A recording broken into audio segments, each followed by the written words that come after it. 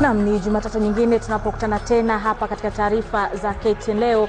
Nikitumai umeshinda vyema baada ya pilika za siku. Karibu, jina langu ni Ann Ngugi. Naam mtazamaji, asante sana kwa kutazama taarifa hizi ambazo ndio sasa zinaanza rasmi, ikiwa leo ni siku ya Jumatatu ya tarehe 19 mwezi wa Novemba 2012. Hujambo, karibu kwenye taarifa kamili. Niite Ali Manzu. Katika baadhi ya taarifa ambazo tumekuandalia jioni ya leo: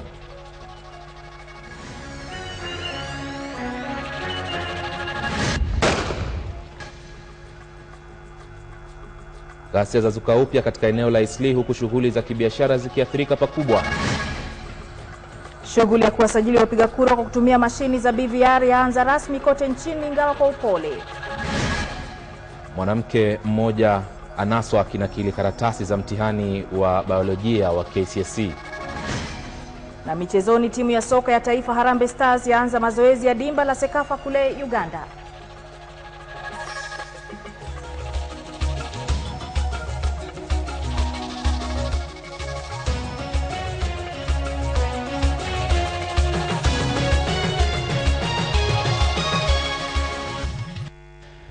Naam, karibu kwa taarifa kamili mtazamaji, ambapo tunaanza na taarifa za ukosefu wa usalama humu nchini. Na mapema hii leo maafisa watatu wa kijeshi wa Kenya Defence Forces maarufu KDF waliuawa mapema hii leo baada ya kupigwa risasi na washukiwa ambao walikuwa wamejihami katika mji wa Garissa. Inadaiwa kuwa maafisa hao wa kijeshi waliuawa baada ya kuvamiwa pale walipokuwa wakirekebisha gurudumu la gari lao lililokuwa limetoboka. Taarifa za hapo awali mtazamaji pia zilidokeza kuwa mmoja wa maafisa wa kijeshi alitekwa nyara pale maafisa wa KDF na wale wa GSU walipohusika katika operesheni ya kuwasaka waliohusika na kutekeleza uhalifu huo. Milio ya risasi ilisikika na kupelekea shughuli za kibiashara kukatizwa katika mji wa Garissa. Tukio hili limejiri siku moja tu baada ya watu 8 kufariki kwenye shambulizi lililotekelezwa kwenye matatu moja mjini eneo la Eastleigh hapa jijini Nairobi.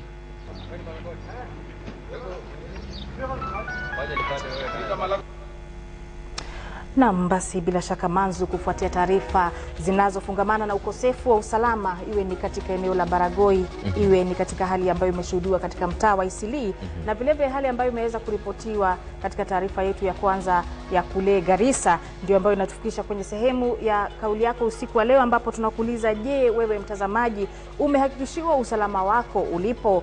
Je, mtazamaji unajihisi kuhakikishiwa usalama wako ulipo? Kushiriki ni rahisi mtazamaji, kama kawaida kwenye taarifa za KTN leo tunakupa fursa ya kushiriki kwenye taarifa hivi kupitia jibu la ndio au la. Kufuatilizia maelezo mafupi unalituma kwa nambari 8040. Nambari ni 8040.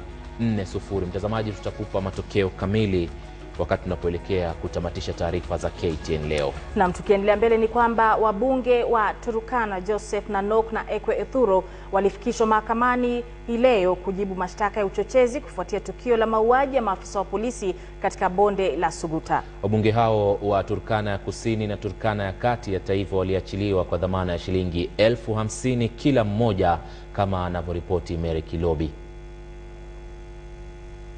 Why would ill-prepared security personnel be sent to a harsh area that is known to be notorious for cattle rustling and where we have had fatal incidents before? Ni matamshi yaliyowatia wabunge hawa matatani. Matamshi walioyatoa kufuatia mauaji ya zaidi ya maafisa 42 wa polisi katika eneo la Baragoi, kaunti ya Samburu Kaskazini. Wabunge hao pamoja na Waziri Munyes wanakabiliwa na shtaka la kutoa matamshi ambayo yaliashiria kwamba ilikuwa vyema kwa maafisa wa polisi kujeruhiwa au hata kuuawa katika bonde la Suguta. Kufuatia matamshi hayo, wawili hao wamefikishwa mbele ya hakimu mkuu wa Nairobi Waweru Kiarie, ambapo hawakukanusha wala kukubali mashtaka, wakitaja kuwa matamshi walioyatoa yanalindwa na himaya ya bunge. Wakiongozwa na mawakili wao TJ Kajwang na Katwa Kigen, wawili hao wamesema watafika katika mahakama ya kikatiba kwa ajili ya kupinga mashtaka hayo dhidi yao. Aidha, wanatarajiwa kufika mbele ya mahakama kuu Jumatano tarehe 21 kwa ajili ya kupinga kushtakiwa kwao. Waziri wa Leba John Munyes yuko nje ya nchi na inatarajiwa atakabiliwa na maafisa wa upelelezi atakaporejea nchini. Ikumbukwe kwamba wiki iliyopita maafisa wa polisi zaidi ya 42 waliuawa na wezi wa mifugo katika bonde la Suguta, eneo la Baragoi. Mbali na kufanya mashambulizi na mauaji, wavamizi hao pia walitoweka na bunduki za maafisa hao waliouawa pamoja na idadi kubwa ya mifugo. Mary Kilobi, KTN leo. Na basi mchana kutwa hii leo mtaa wa Eastleigh kulizuka rabsha ambazo nitaanza ambapo kufikia leo rabsha zilizuka hii leo katika mtaa wa Eastleigh jijini Nairobi, huku wakazi wakiandamana kulalamikia shambulizi la bomu la hapo jana mtaani humo. Watu 6 walijeruhiwa katika ghasia hizo, huku maafisa wa polisi wakiwa na wakati mgumu wa kuwatuliza wakazi hao. Na kama anavyo ripoti mwanahabari wetu Mohamed Mahamud Kumradhi, ambaye amefika kutoka makabiliano hayo, ni rabsha zinazoaminika kuanza kati ya makundi mawili, huku duru zikisema kuwa huenda watu wawili waliopigwa risasi walipoteza maisha yao katika rabsha hizo.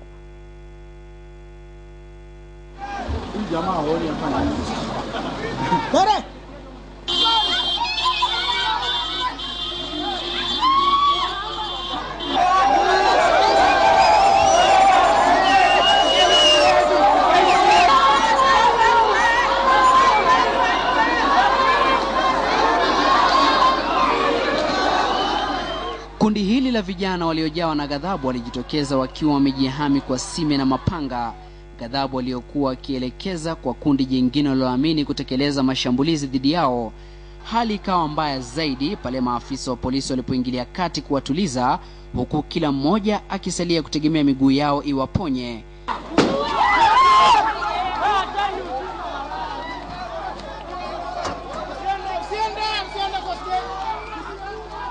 Vitoa machozi havikuwashtusha jamaa hawa ambao nia yao kuu ilikuwa kupora wapita njia na majumba ya wakazi waliotoroka. Siku yao ya 40 ikawadia na kutiwa mbaroni. Tunafanya nini sisi?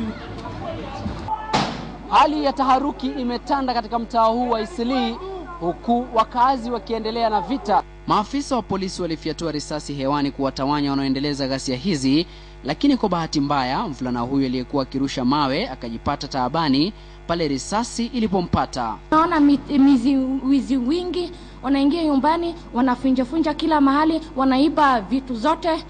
Sasa sisi naingia nyumbani, hata sisi tumeshtuka yote. Kuna dadangu mmoja nilikuwa nimetembea na yeye hivi, ameuawa kwa panga na sijui ni wa Mugiki ama ni wa... Ingawa maafisa wa polisi wanasema mlipuko huo ulisababishwa na kilipuzi cha kujitengenezea, haijabainika nani haswa aliyehusika katika shambulizi hilo. Sisi ni Wakenya, hapa kuna Waislamu na Wakristo, tumependana, tumekaa Eastleigh miaka mingi sana. Akina mama na watoto nao hawakuachwa nyuma wakati wa kuonyesha hasira zao, huku chochote walichopata kikawa silaha.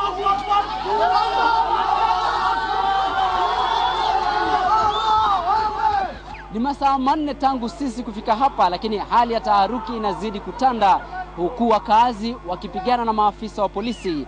Haijabainika ni wakati upi ambao vita hivi vitasitishwa.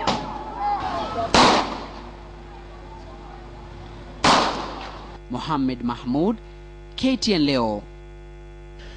Na mtazamaji, kufikia hii leo basi watu 8 wamefariki kufuatia shambulizi la kigaidi la hapo jana katika mtaa wa Eastleigh hapa jijini Nairobi, huku majeruhi wengine 25 wakiendelea kupokea matibabu katika hospitali kuu ya Kenyatta. Watu 6 miongoni mwa wale ambao waliolazwa walipelekwa katika chumba cha upasuaji mapema hii leo, huku hospitali hiyo ikiendelea kupokea majeruhi baada ya ghasia kuzuka upya katika mtaa huo mapema hii leo. Dakika chache baada ya saa 6 mchana, familia za waliojeruhiwa waliwasili katika wodi ya 42 na ile ya 43 iliyotengwa hususan kwa majeruhi wa mkasa wa Jumapili tarehe 18 mtaani Eastleigh. Mkasa uliotetemesha mtaa wa Eastleigh na kuzua vurugu baina ya wakazi wa eneo hilo walioghadhabishwa na kitendo hicho.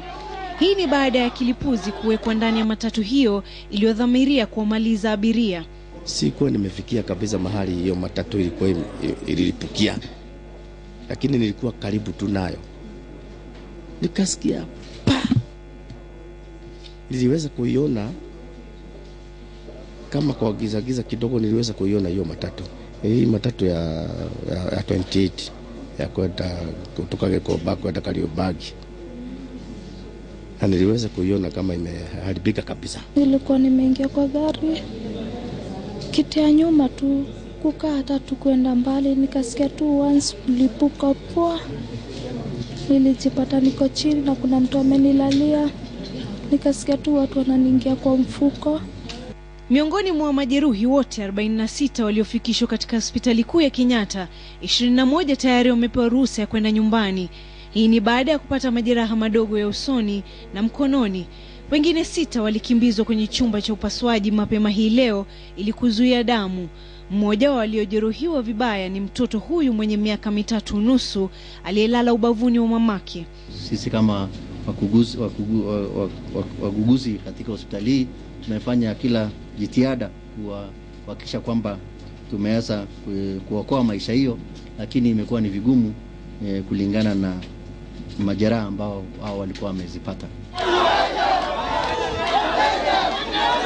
Na huku vurugu mtaani Eastleigh likipamba moto, mmoja aliyefumaniwa ni kijana huyu Abdikadir. Alijaribu kila awezalo kuzungumza nami kutokana na maumivu aliyohisi baada ya kujeruhiwa na watu waliomdhania kuwa mshukiwa. Wamenishika wakanipiga tu. Kwa nini umepiga? Sijui hata mimi sijui. Na umeumia wapi na wapi? Huko mguu hapa kisha. Kwa jumla sasa watu 8 wamefariki baada ya kunaswa na shambulizi hilo, huku mmoja akitengwa kando na wenzake na kuwekwa katika chumba cha waliochomeka. Hospitali kuu ya Kenyatta inaendelea kupokea majeruhi kutokana na shambulizi la jana na hata majeruhi wengine waliotokana na ghasia zilizozuka katika mtaa wa Eastleigh. Japo changamoto moja iliyodhihirika hapa ni upungufu wa damu. Saida Swale, KTN leo katika hospitali kuu ya Kenyatta, Nairobi. Na mtazamaji, tukiwa bado tuko kwenye masuala ya usalama wa kitaifa, baadhi ya manusura wa polisi ambao walihusika kwenye ile operesheni ya Mlima Suguta iliyosababisha vifo vya maafisa 42 wamejitokeza wazi na kukashifu kamanda wa operesheni hiyo pamoja na kumtaka kamishna wa polisi Matthew Itere kutatua masuala wanayodai yamekuwa pingamizi katika utekelezaji wa kazi zao. Na Mohamed Ali anayo mahojiano ya kipekee na baadhi ya maofisa hawa ambao wamedai kuwa na kero kuu baada ya yaliyojiri.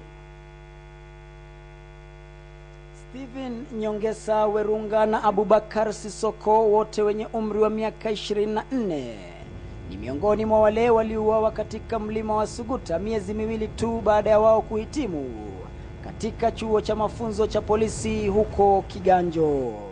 Polisi wenza hapa Maralal wameanzisha mchango wa kumzika mmoja wao aliyetumwa katika Mlima wa Mauti bila ya ujuzi wala kielelezo.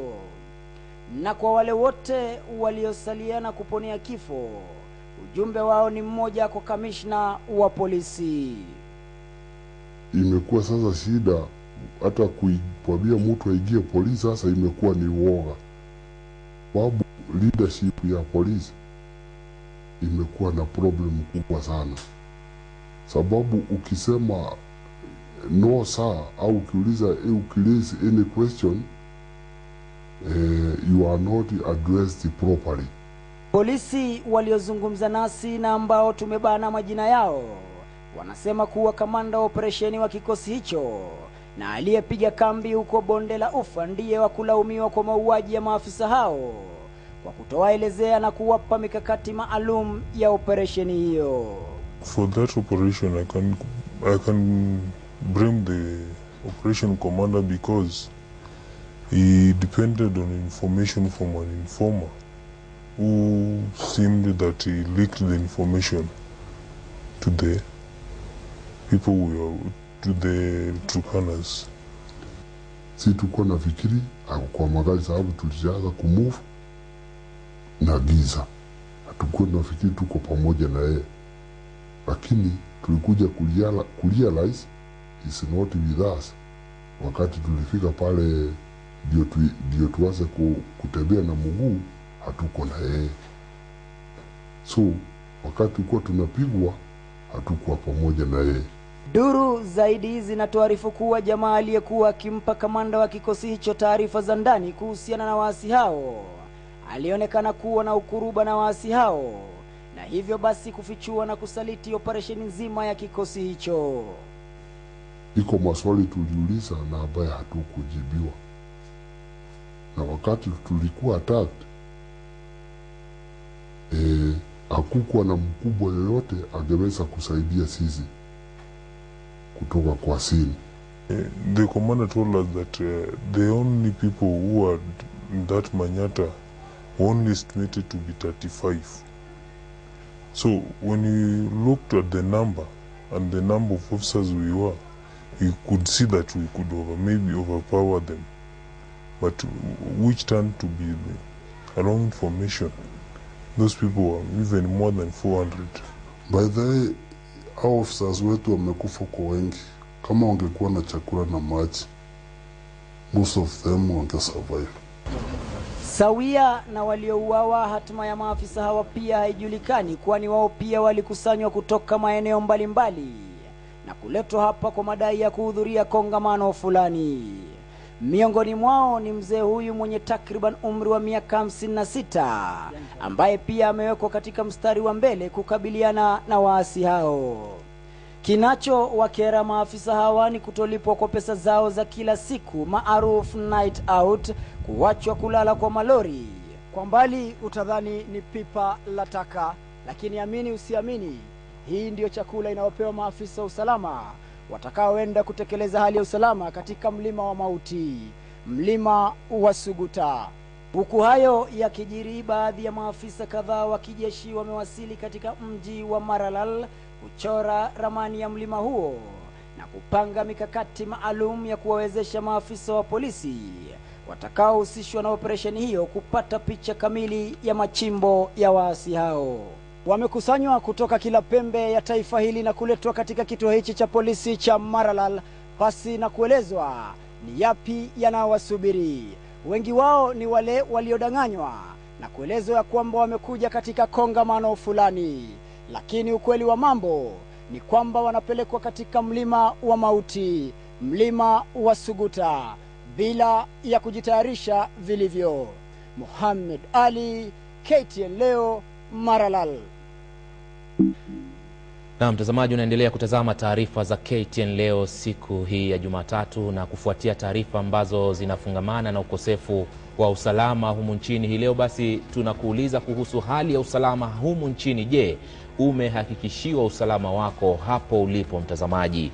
Je, umehakikishiwa usalama wako hapo ulipo? Unaweza kushiriki kwenye kauli yako kupitia nambari 8040 ukianza na neno ndio au la.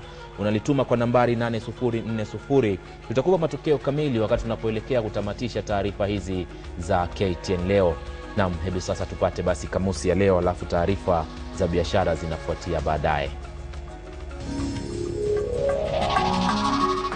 Kwenye kamusi ya leo tunaangazia neno nasaha.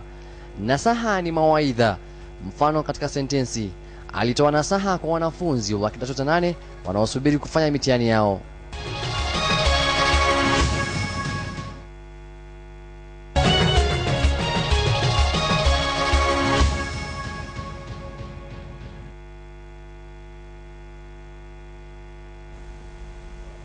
Naam, karibu kwenye taarifa za biashara leo. Kampuni ya uzalishaji wa nguvu za umeme KenGen imetia saini makubaliano na kampuni ya Korea Kusini ya Daewoo. Makubaliano hayo yataiwezesha kampuni ya Daewoo kujenga kiwanda cha makaa ya mawe maarufu kama coal. Kampuni hizi mbili ziliafikiana kandarasi hiyo yenye thamani ya dola bilioni 1.3 za Marekani nchini Korea Kusini.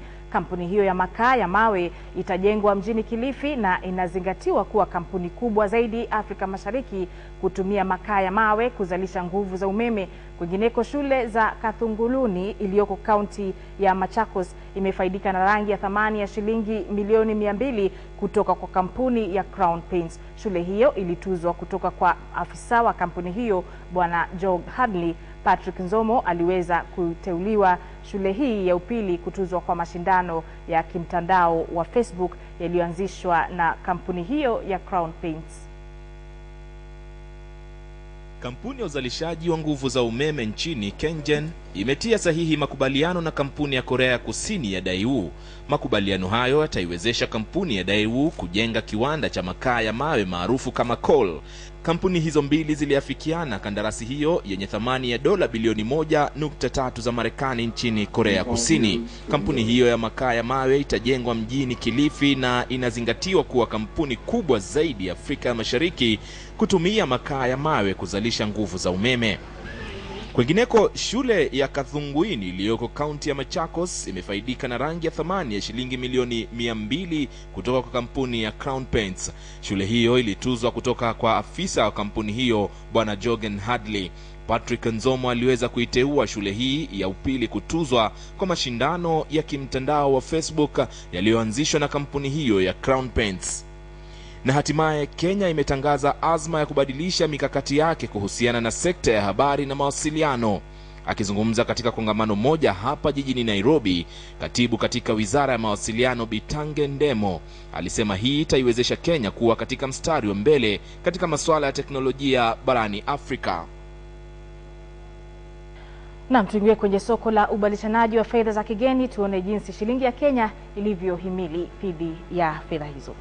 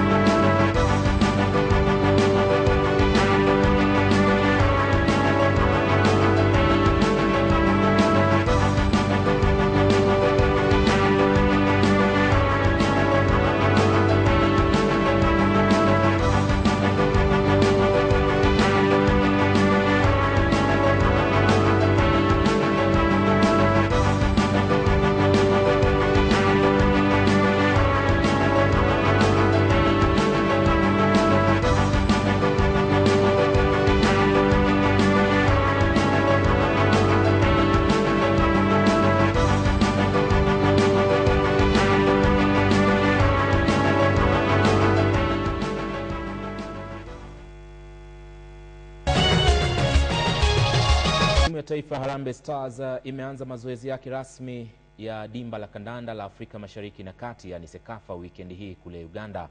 Kikosi cha wachezaji 16 kilikuwa mazoezini mapema hii leo katika awamu iliyoongozwa na kocha Henry Michel. Sio kikosi kizima cha wachezaji 25 kilichotajwa wiki jana ambacho kilishiriki katika awamu ya mazoezi, kwani kuna baadhi yao ambao wanachezea timu ya Sofapaka na Tusker ambao hawakuwa kambini. Kocha mkuu Henry Michel alishuhudia mazoezi haya kwa muda mfupi kabla ya kuondoka na kuachia jukumu zaidi wasaidizi wake.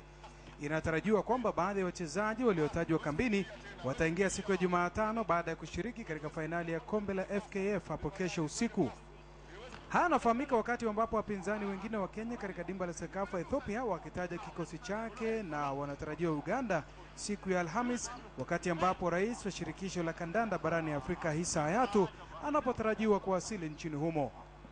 Aidha, shirikisho la kandanda la Afrika Mashariki na Kati Sekafa limethibitisha kwamba refari Anthony Ogwayo na Peter Sebate kutoka Kenya watasimamia mechi kadhaa katika dimba hilo litakaloanza siku ya Jumamosi, na kufichua kwamba aliyekuwa mkufunzi wa timu ya Sofapaka kwa wakati mmoja, Sam Simbwa, ameteuliwa kocha mshikilizi wa timu ya Somalia itakayoshiriki katika dimba hili. Sadik Shaban, KTN leo michezo. Tukirudi kwenye raga, baada ya kukamilika kwa wiki ya 3 ya mchuano wa raga kuwania kombe la kitaifa, ni wazi kwamba kila timu inaangazia kujiimarisha zaidi msimu huu. Baada ya ushindi kwenye mechi zao weekend iliyopita, mabingwa watetezi Kenya Harlequins na Nakuru RFC wameshikilia uongozi wakiwa na alama 15 kila mmoja. Ushindi dhidi ya Mean Machine uliwapa Nakuru RFC nafasi ya kukwea hadi katika nafasi ya pili nyuma ya mabingwa watetezi Kenya Harlequins. Timu ya Mwamba wanashikilia nafasi ya 3 wakiwa na alama 13 baada ya ushindi dhidi ya Impala. Wanafunzi wa chuo cha Strathmore walioshinda Nondis kwa alama 29 kwa 26 wako katika nafasi ya 4 wakiwa na alama 11. KCB iliwalemea Homeboys kwa alama 50 kwa 12 na sasa wanashikilia nafasi ya 5 wakiwa na alama 10.